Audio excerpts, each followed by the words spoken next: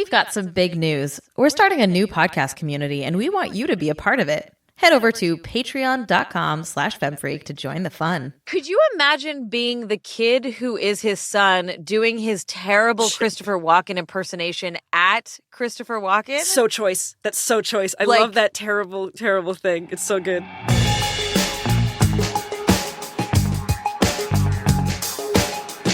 Welcome to Feminist Frequency Radio. This is episode 69. I am your host, Anita Sarkeesian, and I'm joined by my tree lighting ceremony model, Carolyn Pettit. Aw, hello. I'm also an actor. What did she say? Never mind. Sorry. We'll get to that. And our very special guest today is Kim Belair. Hello, and also nice. This is the show that asks you to be critical of the media you love, or alternatively, we're the feminist killjoys coming for your media, depending on your perspective. Today, we are going to be talking about the epic, indescribable, classic Batman Returns. And as always, we'll finish the show by each sharing a little something in What's Your Freak Out? Let's get to it.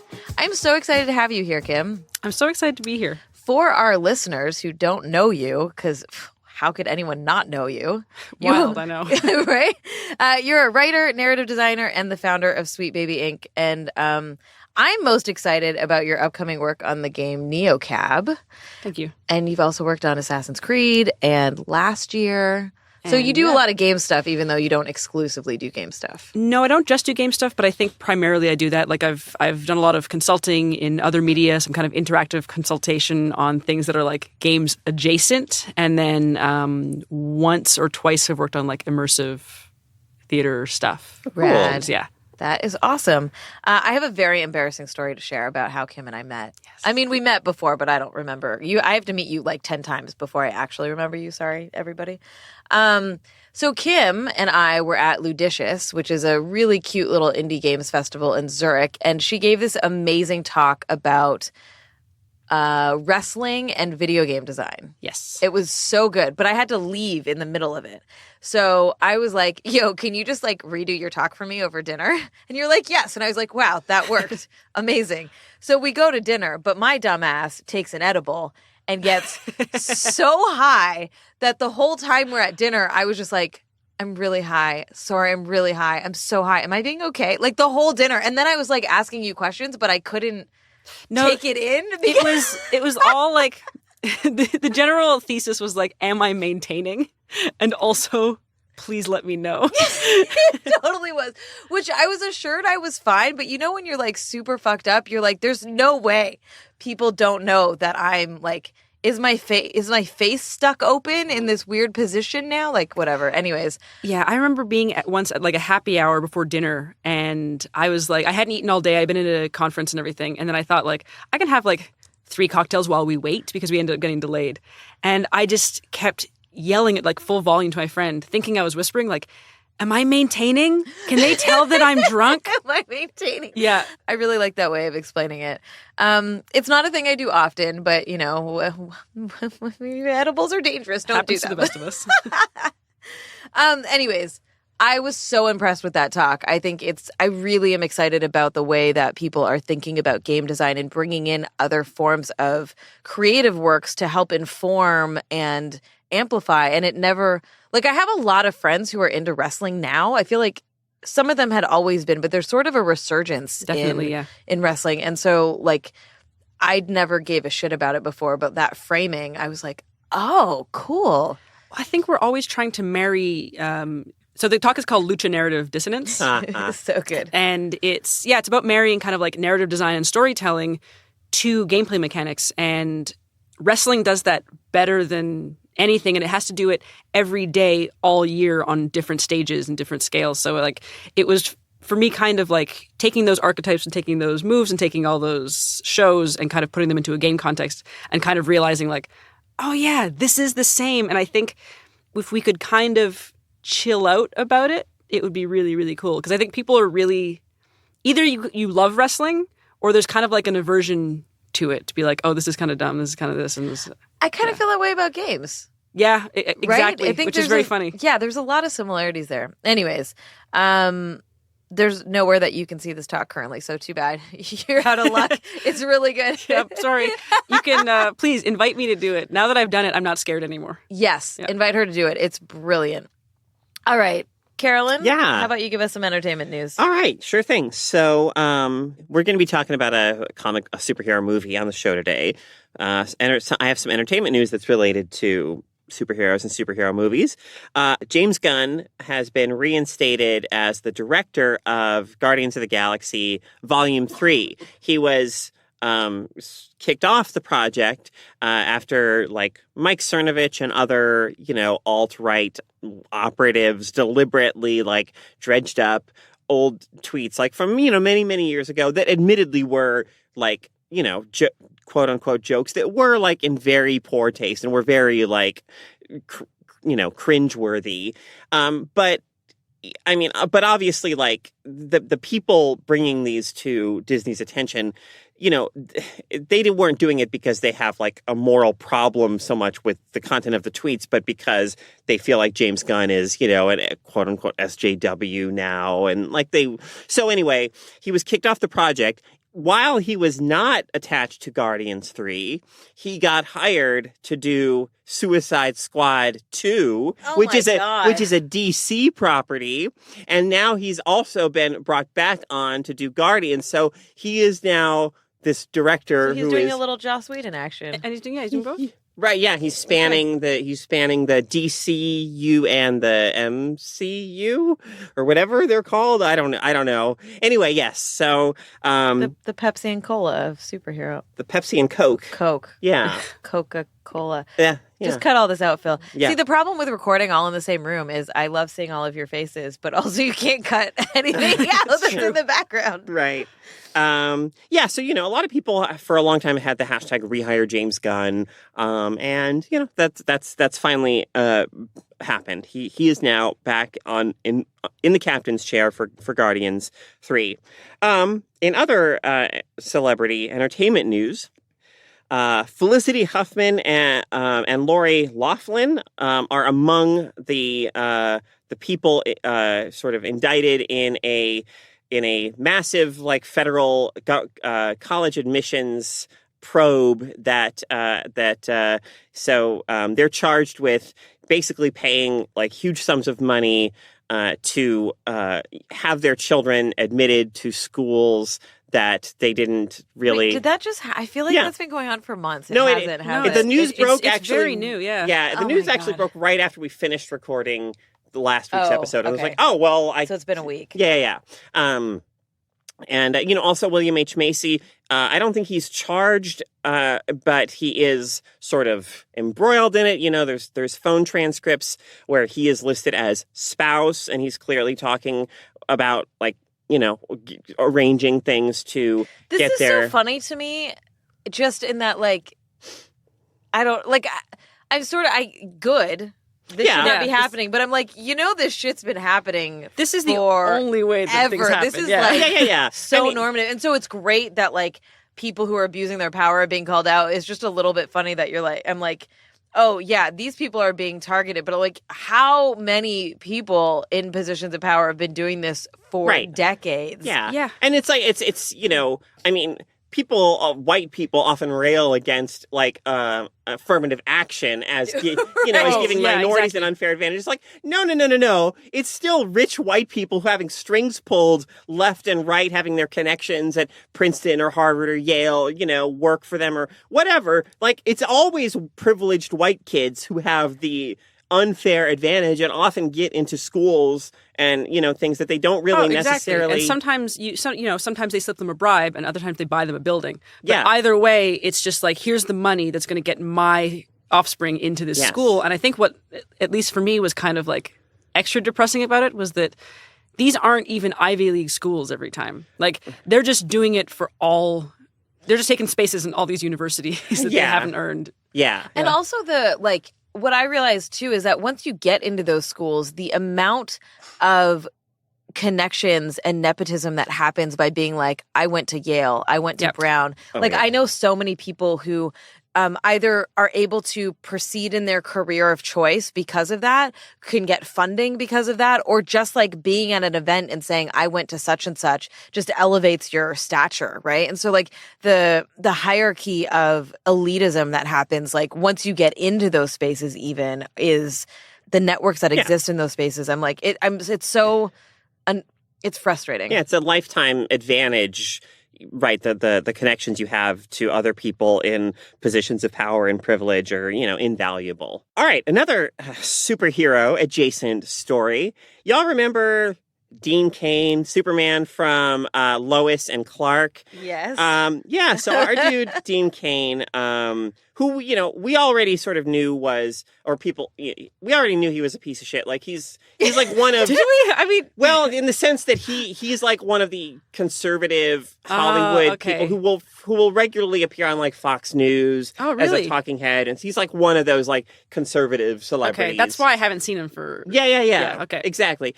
But... I cannot wait for what's coming up. Oh, you haven't heard about this? No.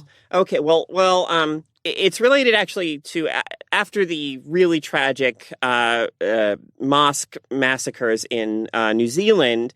An Australian senator named Anning, he was making these his typical very Islamophobic comments in the wake of this tragedy, right?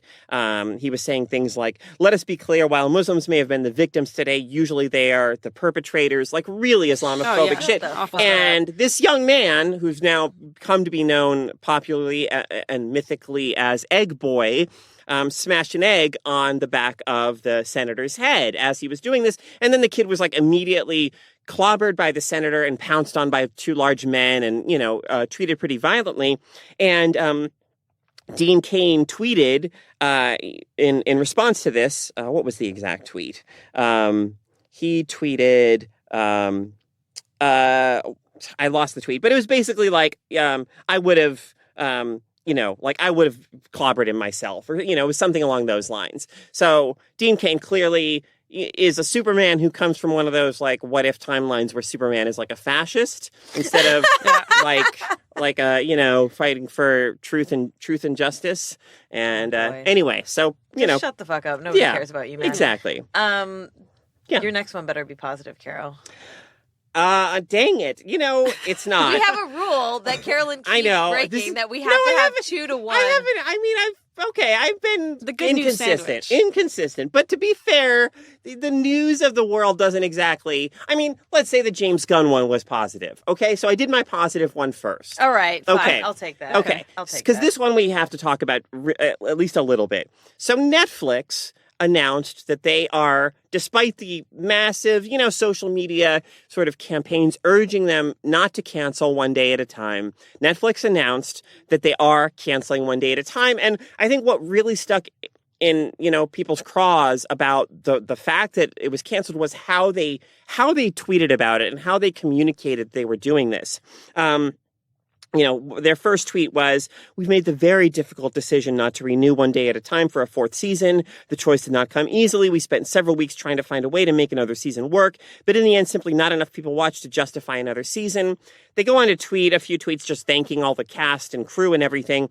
And then this is the tweet that really rubbed people the wrong way. They said, and to anyone who felt seen or represented, possibly for the first time, by one day at a time, please don't take this as an indication your story is not important. The outpouring of love for this show is a firm reminder to us that we must continue finding ways to tell these stories. And people were like, no, Netflix, you have the fucking money. You spent $100 million for the rights to stream Friends for 1 year on, you could absolutely keep doing this. You're literally the power that would do that. Yeah. And as a TV critic, Alan Sepinwall put it in one of his tweets, he says quoting their tweet, he says, when you have a seemingly endless supply of programming money, you don't get to tweet something like this about a show you could have kept around as a loss leader. Like, they could make the decision that, hey, even though it's not making even though this show isn't making money for us, like,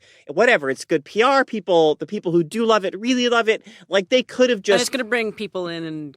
they could have eaten whatever loss they're incurring on that show, which, who knows if it's even very significant in their scheme of their budgeting. But no, so you don't get to cancel this show and then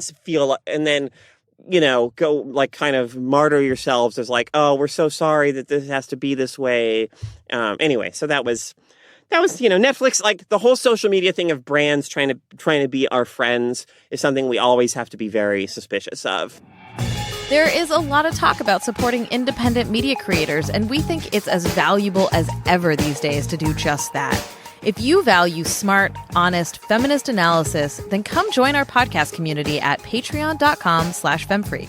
Plus, you'll get access to some fun perks, including the FREQ After Party, our weekly post-show bonus exclusively for our patrons.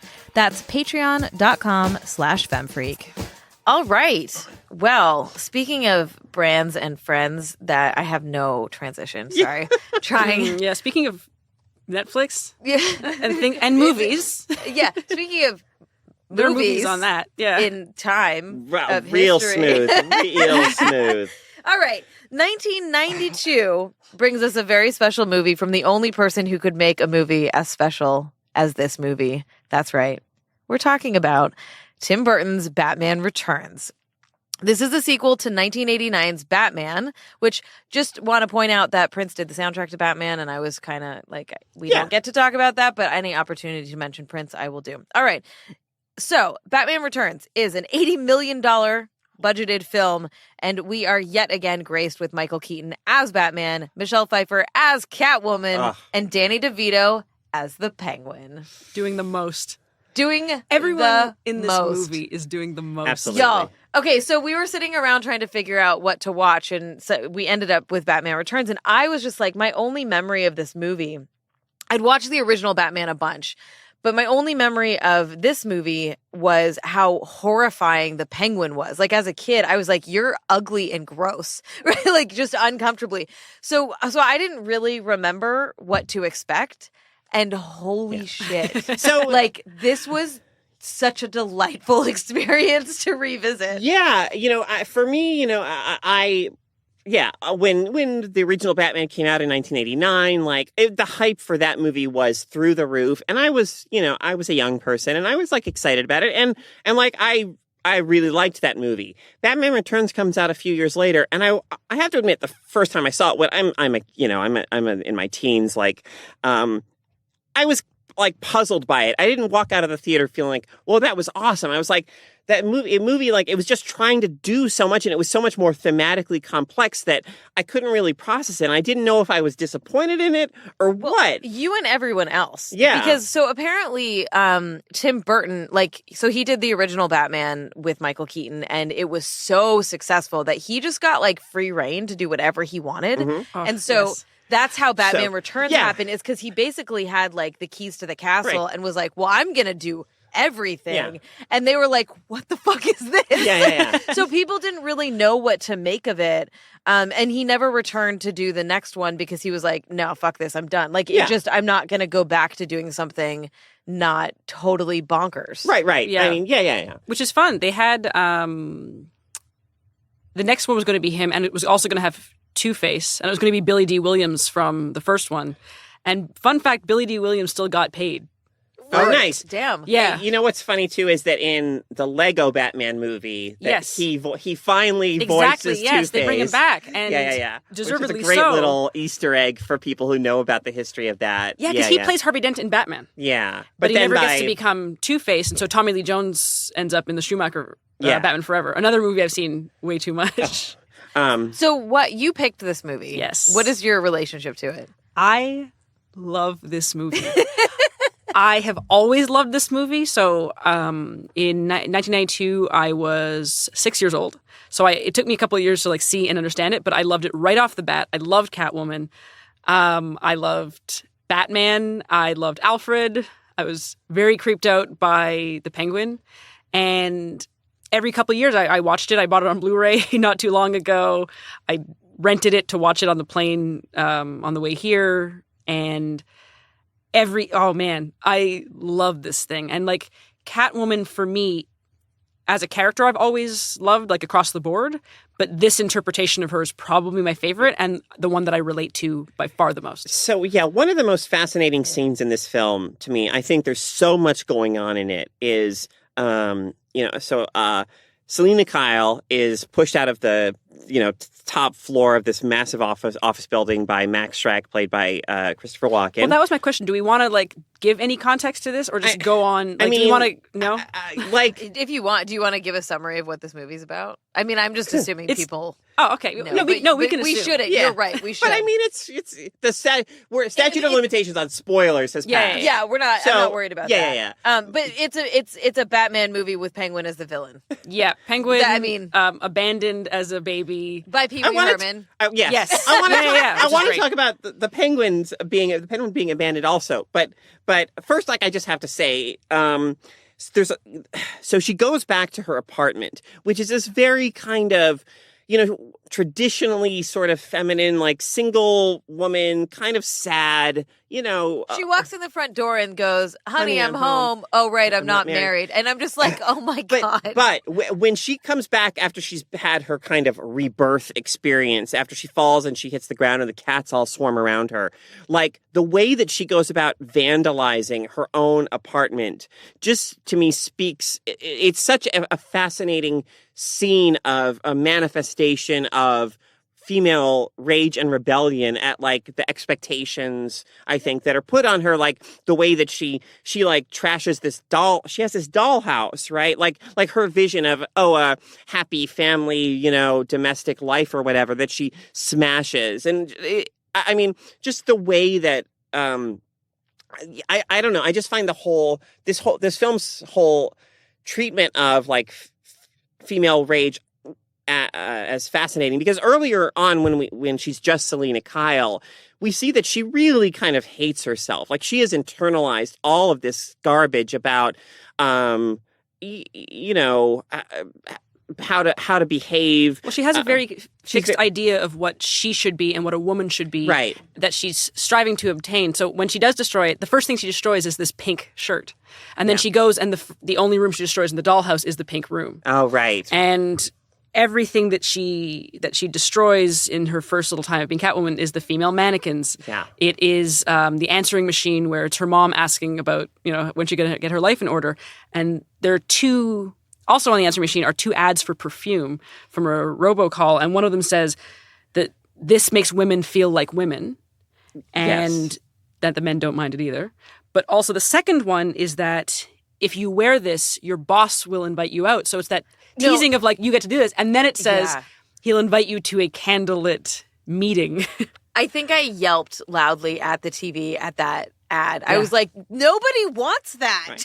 Right. But we see her in the boardroom, and the men are just totally like typical sexist men who just view her as a secretary. They barely acknowledge her existence, right? Yeah. So one of the things I'm going to come back to Catwoman, but to set this up is that like this movie is way over the top. It is extremely, like, aggressively over the top. Like, the sexual innuendos aren't innuendos, right? No. Like, there's jokes about being semi-hard. Like, there's just a lot of shit like that. But for some reason, it works. It works really well. And I think part of it is that all of the actors are phenomenal. Like, Danny DeVito as the Penguin is phenomenal in the over-the-topness, and related, Michelle Pfeiffer is such an incredible Catwoman in this way that I'm like, I think Tim Burton as a director is able to walk this line of like extreme ridiculousness, but still emotionally fraught and emotionally engaged. And so while I actually have huge issues with Catwoman across the board in the iterations that I've seen, and the fact that like, there's a lot of sort of feminist theory that I could go into about like, well, she's giving up one notion of femininity for another notion of femininity that are both super problematic.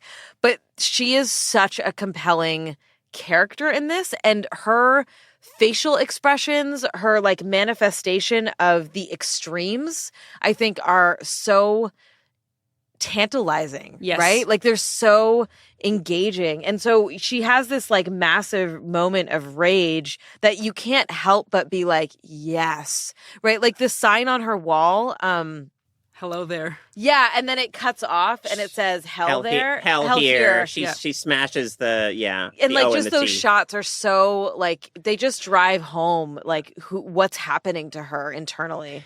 And so, just to carry this conversation to where it goes for me, which does require me to talk about the end a little bit. Like, I'm kind of frustrated by the ending of the film with regard to Catwoman in the sense that like.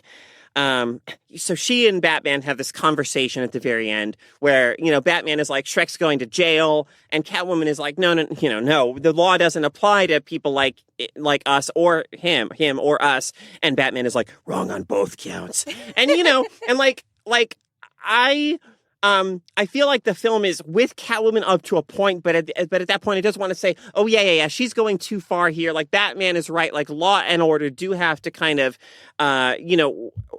be allowed to work. And, I mean, so while it's very satisfying for us as the audience to see her electrify and vaporize Shrek, the movie is still kind of like, oh, she went a little too far there.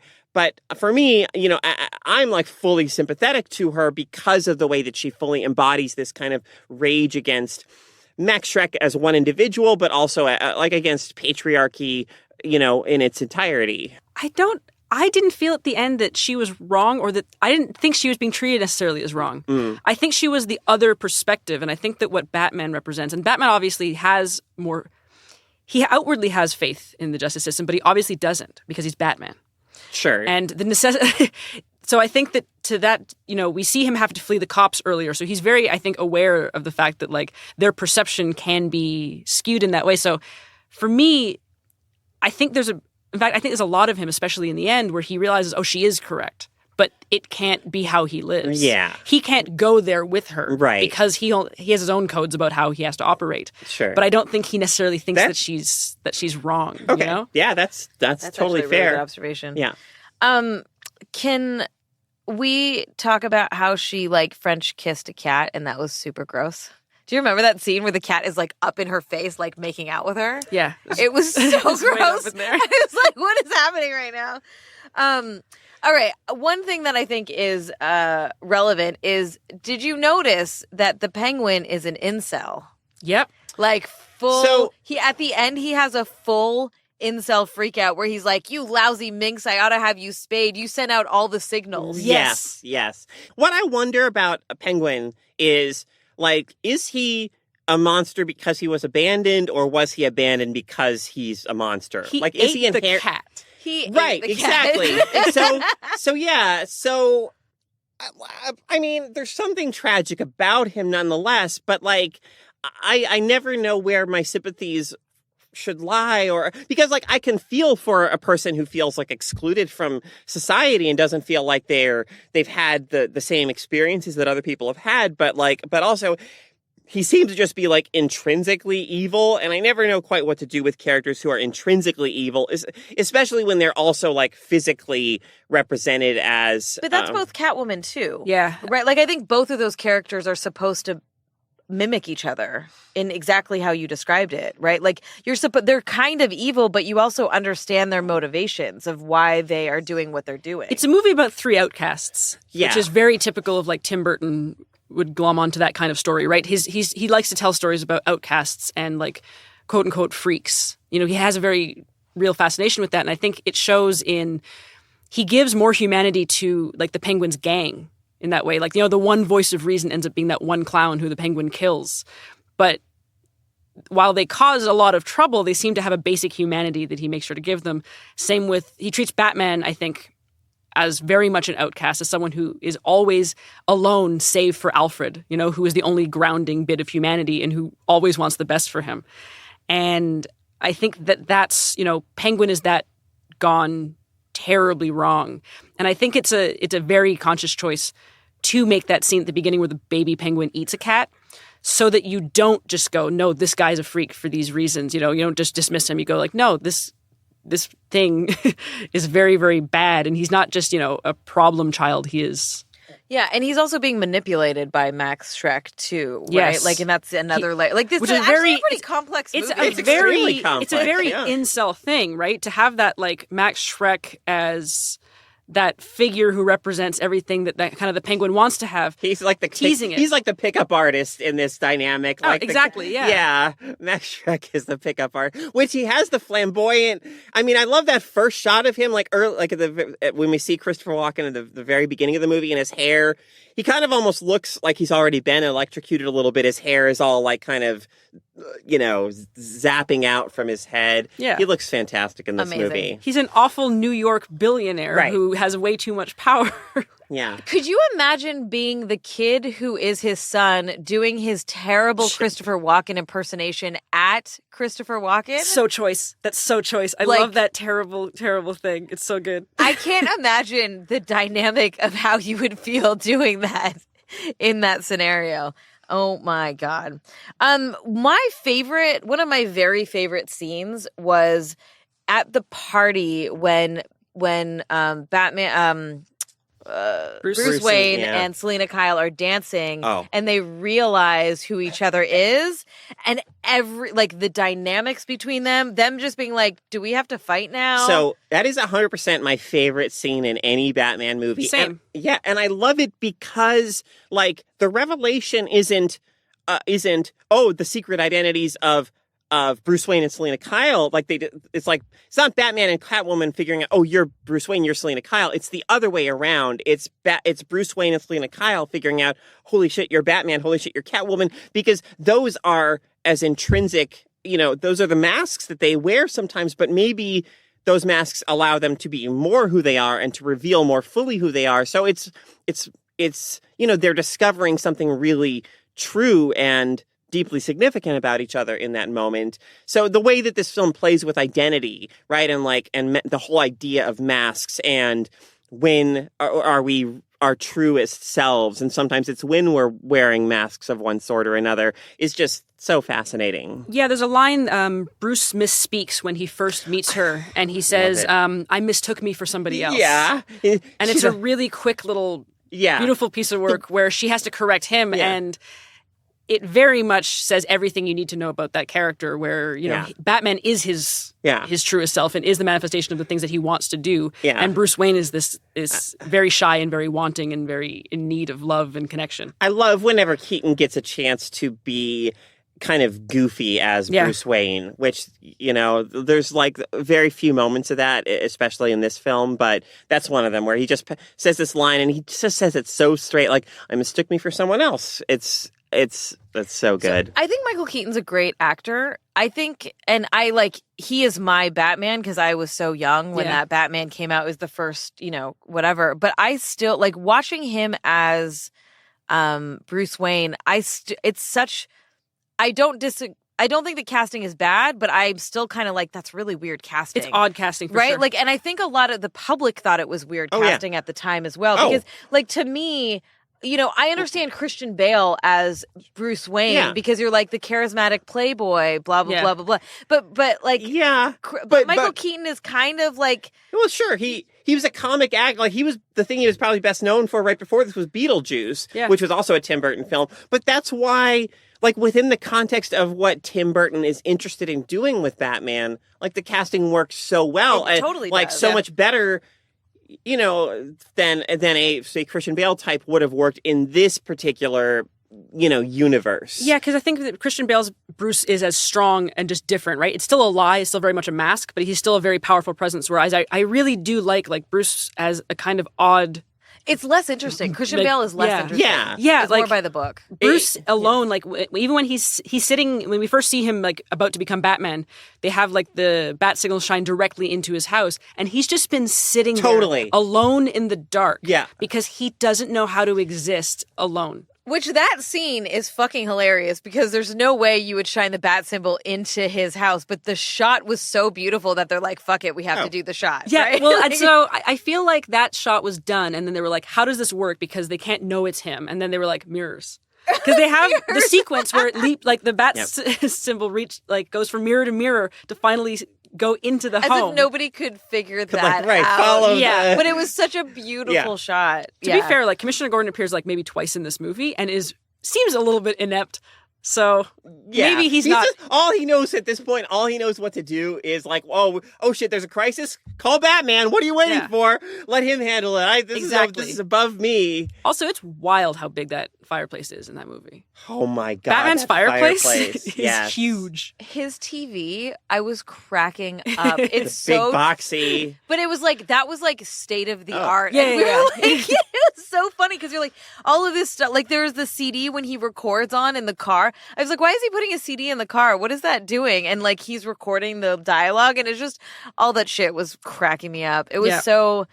Oh god, this movie was so. And also good. like he has to get like a CD to record the Penguin, and he just happens to have one. Oh, he's also always prepared for every situation. It's 1992, so it's still a little bit cool that he's like, ooh, a CD. Yeah. And he can record on it just like in his car. And you're like, whoa, this guy's equipped. Yeah. Also that when Batman foils the Penguin's plan by like recording him saying all this evil stuff and then playing it back for the audience, I love that he hits him with a remix. Yeah. Like, he doesn't just let it play. He's like, I'm just going to scratch this for a second. He likes to have a little fun every now and then. You know, he's going to enjoy being the Batman. Yeah. Catwoman, just for me, this interpretation of Catwoman, I understand that, like, she is subscribing to a different form of probably equally problematic, like, visions of femininity and womanhood and everything. But I relate so hard to this, and I realized in watching it like recently that it's completely how like I formed a lot of my own identities in myself and growing up, and whether that's like about my own womanhood and about like my sexual identity are very much like mapped to how I envision Selina and Catwoman in this film. And that's why I chose, like, when you were asking, I was like, I can talk about that movie as the thing that I love because it's bonkers, but also it has, like, this place in my heart, and I kind of have a read of it that applies to my own, like, life. Yeah. Well, and also I think, so this is 92. Yeah. It is probably one of the first examples in a mainstream way of a female character that's complicated. Yeah. Right? Like you get like, you might get some villains, you'll get some like good girls, quote unquote, but you're not getting the sort of, like the anti-hero wasn't a thing at this time. That came way later. And so she is very much an anti-hero before that term existed. She is, because she does reject like traditional views of like, you know, the pink stuff and all this. But what I think what I find relatable about her is that she also craves it very deeply, still to the end. Like in her last scene, she tells Batman that she wishes she could live like that. And when she's talking about, when she immediately has to tell Alfred like to give Bruce an excuse for not being there, I think she says that he makes her feel the way she hopes she really is. And that, I think, to me has described like my entire 20s and everything. If I can get like super personal.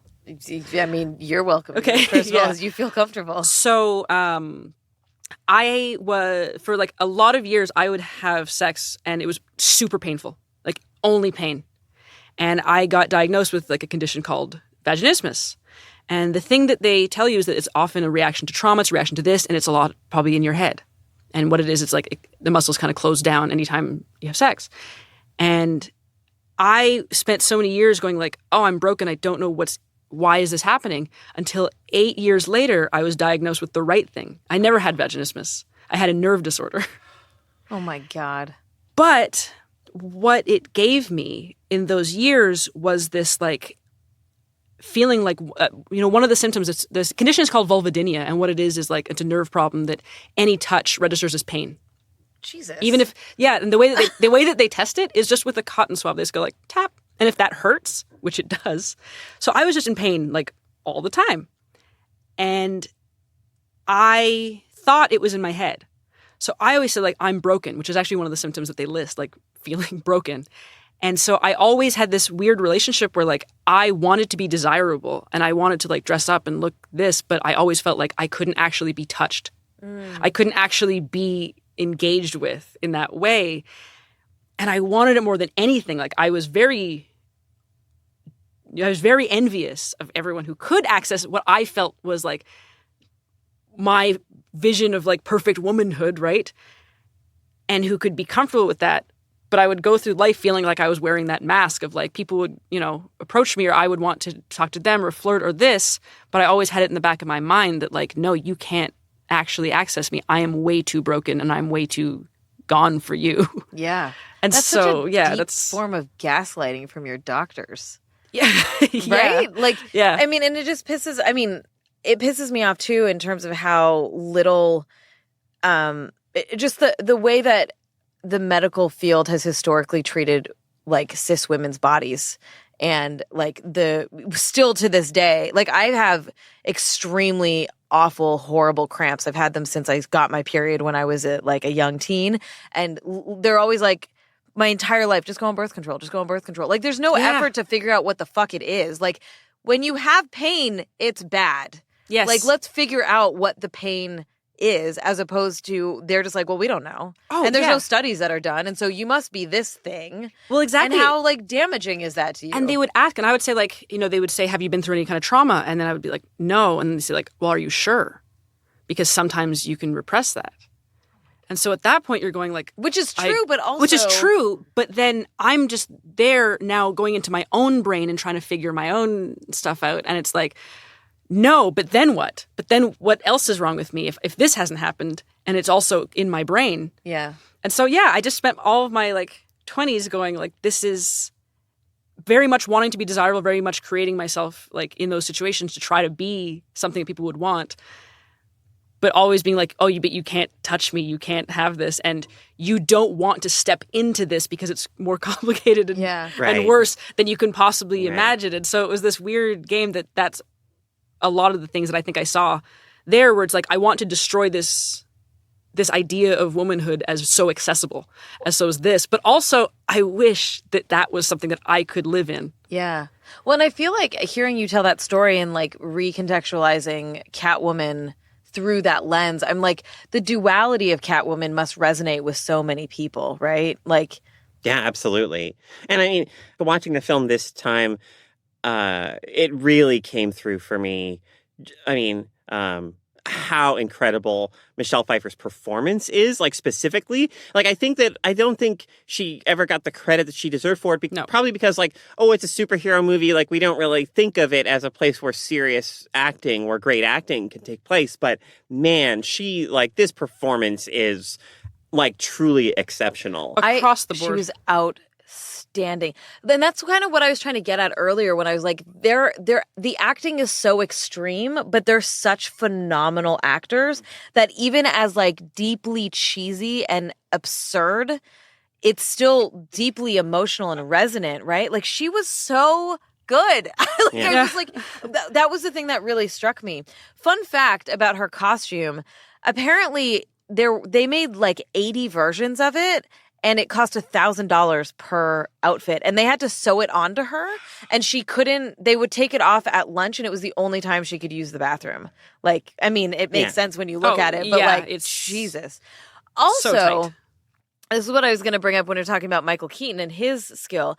I didn't realize this, which I think everybody knows except me, is that he couldn't move his neck. Yeah. And so once it's pointed out, you're like, he's just kind of like... But he is a really good body actor, which probably comes from his comedic background, that you don't really notice unless it's pointed out, because he does all these cape flourishes when he turns to be able to distract you from the fact that he literally cannot. He's turning his whole body. Him. Yeah. And like shifting his hips, and like once it was pointed out, I was like, oh damn. And I think I am so taken by phenomenal actors when you start to be able to identify these pieces.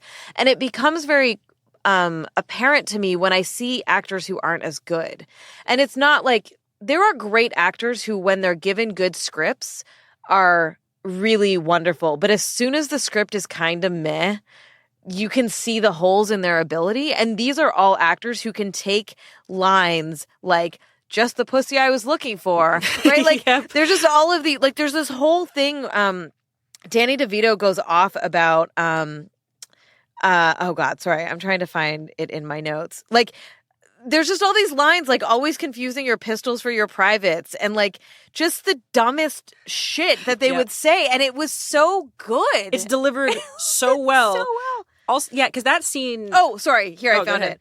What you put in your toilet, I put on my mantle. You flush it, I flaunt it. Like That's a line that's hard to even say out loud. Right. But he nails it. He nails it. The pistols for your privates is when she, I think, whips the guns out of the police officer's hands, right? Yeah. I love how everyone's terrified of this whip. Like, I know it's, like, whips are strong, but, like, everyone is just like, oh, no, she'll get me with the whip. And I do love the line that the cop says something like, let us go. Our take-home's like $300 a week or whatever.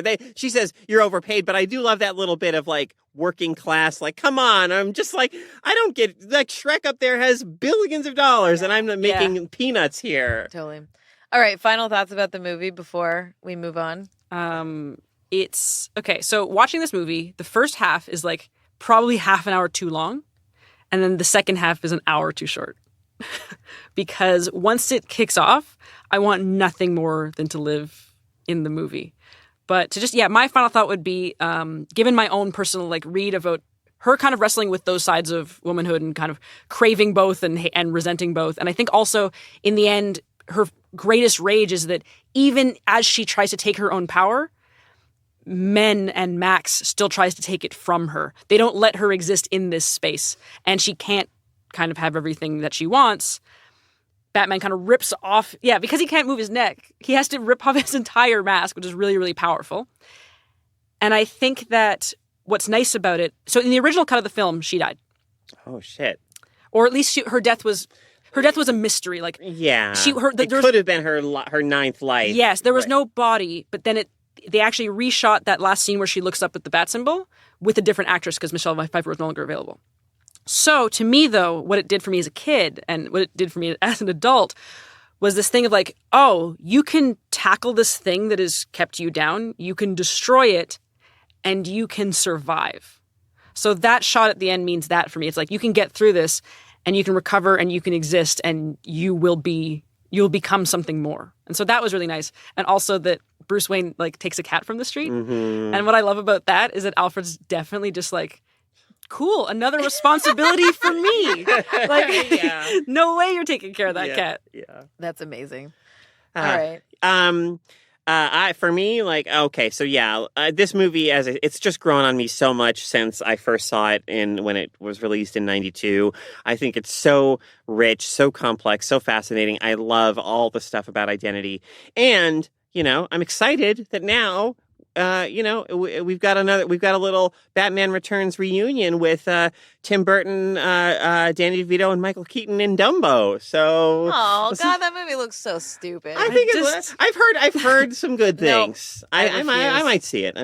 I want to go back to a time when Tim Burton movies were. Actually, no. I just want Batman Returns to be it. Yeah. We'll just keep doing that. We'll just re-release it in theaters constantly. More of that, but just like a touch. Like a little less horny on Penguin there. Yeah. He's because I watched it, as a youth and then I watched it as an adult, but like I had forgotten that he's like mad horny. Yes. Yeah. So much. It's really uncomfortable. Yeah. All right, let's move on to what's your freak out? Carolyn, you want to get us started? Sure. I guess I'll just say so. GDC, Game Developers Conference, is happening this week here in San Francisco, and went to the event yesterday, and lots of cool games kind of already on display. Probably no surprise to people who know my history with games in the past several years, but Spelunky 2 is on the show floor. Spelunky 1 is, I think one of the greatest games of all time. It's just absolutely incredible. And so seeing Spelunky 2 out in the wild, at least in some playable form, has me really excited for that game. Apparently, from what I understand, it's from what a representative said yesterday, it's sort of the game that designer Derek Yu wanted to make in Spelunky, right? As he was making Spelunky, he didn't quite know what game he was making, and then once he was done, he kind of had figured it out, but also like the the design of that game reflected his like efforts to figure out what the game was. And so in Spelunky 2, what you is trying to create, I think, is like his kind of ultimate vision for Spelunky. So, I mean, I think Spelunky is already so fascinating and so great that I don't know that we need a sequel, but I'm very curious to see what Spelunky 2 does, what it brings, and, you know, and maybe I'll play it and be like, oh my God, yes, like we do need a sequel. Like this is better in ways I couldn't even have imagined. But in any case, I'm really looking forward to that game. Sweet. Kim, what are you freaking out about? Right now I'm freaking. So we are at GDC and it is happening. So I have to give a talk tomorrow and I'm mostly freaking out. Fair. That is a very literal interpretation of freaking out. I'm into it. But I think that globally what I'm freaking out about right now in a good way is like anxiety management just in life and learning. Elaborate. Yeah. And so I think that I'm slowly getting better at talking about anxiety and talking about like all of the stuff that I'm dealing with and all the stuff that everyone's dealing with, and of finding things that like calm my anxiety, like podcasts, for example, like I listen to constantly while also doing like, you know, Picross. Oh yeah. Picross is super, it just brings me into a very, like in a mental zone that's very kind of relaxing. So what I discovered in the past like year has been that I have to pair a podcast that I'm listening to with like a Sudoku or a Picross or something in order to have two different things going at once. And so I have kind of, in a weird way, that's been my thing that I'm like obsessed with right now, which is just like, how many different sensory inputs can I have in order to achieve momentary peace? Interesting. Yeah. Which is the opposite of mindfulness. So I don't listen to a lot of podcasts at all. And the few times that I do is usually when I'm on a plane.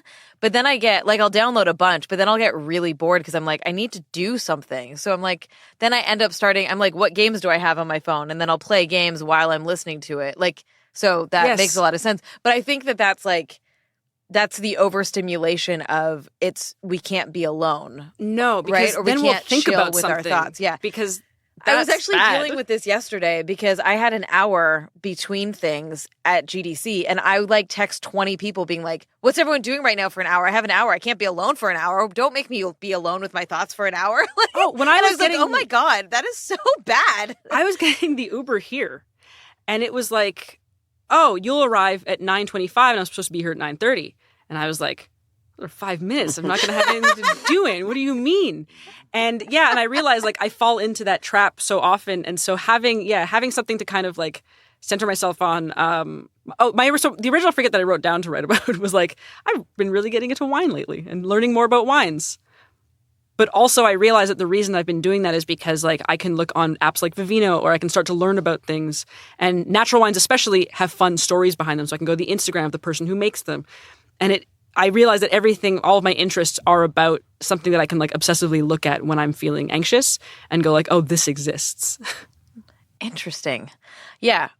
Yes. I have so many. We should just talk about anxiety in the bonus episode. Let's do that. Oh man. Yeah. Yeah. I was like, because I got so many thoughts here. But so stay tuned. If you are a patron of ours on patreon.com/FemFreak, you can stay tuned to our bonus episode. All right. My freak out. I am freaking out so hard because I went to see a show on Friday night. The artist is named Nils Frahm. If you aren't familiar with him, he is a German genius. His music is genius. It's hard to explain.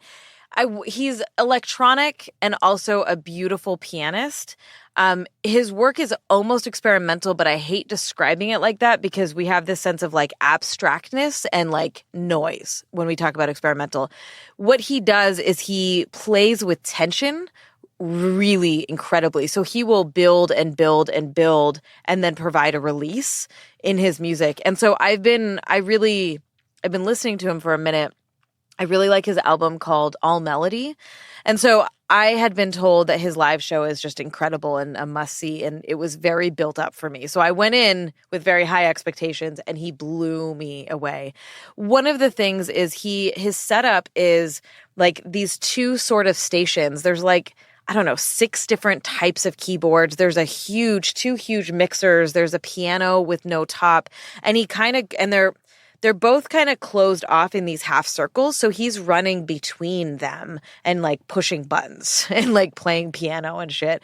And it feels like an orchestra conductor who is playing all of his own instruments crossed between a mad scientist. It's just a remarkable show to witness. And he seems very sort of humble, and he's kind of funny and just chill. Like, he doesn't seem like the obnoxious, arrogant genius type. And so witnessing and like being engaged and immersed in that type of music in a live space with all these other people that are super into it as well was really, he puts you into a trance, really, when you're listening to it. So seeing it live was really incredible. One thing that was really weird, I saw it here at the Warfield in San Francisco. And this is a place that has like, you know, standing areas, and then it has 2 balconies where you can sit. And so he would play like a set, like he'd play a full song. And then all of a sudden it would be like 100 people walking down the stairs to go out and like get drinks or something. It was like this wave of humans. And I was like, it felt apocalyptic. And it was so disorienting because I was like, how are you not in this hypnotic state that the rest of us are in? Like, stop fucking moving. And there were moments where it was so quiet that you could hear the people in the hallway and like the kitchen and shit. But then there were moments where you couldn't hear anything and you were just like in the zone. But it was very weird. I actually jokingly looked over at my friend and was like, did you see A Quiet Place in the theaters? Because it was kind of like that, right? How like you could hear way too much shit of other people doing things. Anyways, please check out his music. If you get a chance, he tours a lot. I highly recommend it. Awesome. This week we have a listener freak out from Amanda. Hi, my name is Amanda Ronneidenge. I love the new DuckTales cartoon. It's my freak out because it takes everything that I consider old and stale about the old cartoon and remixes it with influences from the X-Files. Webby, for example, is a badass, adorable martial artist, and it's filled with heart and joy, and everything's wonderful. It really breaks the mold in several ways that it hits me in the feels every episode, and it's just really good. Bye. Okay.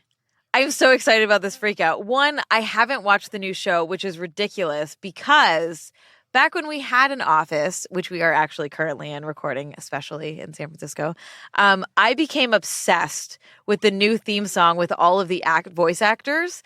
And it became the thing that I would play on repeat in the office when I was in a bad mood and just dance around the office. That's a good call. Yeah. It was so good. And Carolyn super got into it with me. I did. And when Ebony visited, she fucking hated us. Yeah, specifically there's a video out there of like that shows the cast members, including David Tennant. The best part was David Tennant and his little God swoon. It shows all the cast members, singing. It's a very charming video. So yeah, I need to watch. It's good times. It's good times. You can submit your own freak out, and it might make it onto the show. We would love to hear what you are excited about, what you hate, what you feel neutral about. Although that might make a boring freak out. Whatever. Tell us what you're thinking. Just head over to feministfrequency.com/freakout. That's FREQOUT.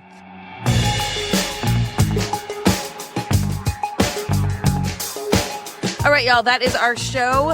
You can catch us back here every single Wednesday. Stay tuned for the freaking after party, which apparently we're going to talk about anxiety. Woo! So what a great party. Yeah, the best. Which is very relevant to being at GDC and the amount of parties and how everybody at GDC is fucking anxiety-ridden and weird, yet somehow we all decide we need to see each other nonstop for a week. It's cool. So we will talk about that. And you can listen to it if you are our patron. So head over to patreon.com/femfreak. If you are enjoying this show and you're hanging out at a tree lighting ceremony and then these like giant clowns appear out of nowhere and then try to kill you, before you are shot, you should be like, hey, I've been listening to this really great podcast and they have awesome guests and they talk about all of these awesome movies from a intersectional feminist perspective. You should do that, I think. And also, you can all then together mutually go and rate and review us on iTunes, which we love the 5 stars. The 5 stars are the best stars. You can check out all of our other work and our other podcasts at feministfrequency.com. Just a reminder, we're still running our Star Trek Discovery podcast, so whether you're watching the show or not, tune in to hear me and Ebony gab about Star Trek. You can follow us on Twitter at FemFreak to stay up to date on all of the news. Kim, thank you so much for joining us. Thank you for inviting me. Where can people find out more about you? I'm at Bagel of Death on Instagram, on Twitter. I think actually anywhere except for like one weird Emma Watson fan page where some guy has taken Bagel of Death. What? So yeah, Bagel of Death almost everywhere. And then I can be found at sweetbabyinc.com or sweetba.by. Perfect. Carolyn? I'm at Carolyn Michelle. I'm at Anita Sarkeesian, and I have no idea where Ebony's at this week. She moves around so much. She does move around so much. So, yeah. Maybe go ping her at Ebony Astor and ask her what her handle is this week. Our producer is Phil Serkis, who also composed our theme music. Technical support by Sarah Norales. Production assistance by Taylor Simmons, and art by Jamie Varon. We'll see y'all next week. Later. Bye.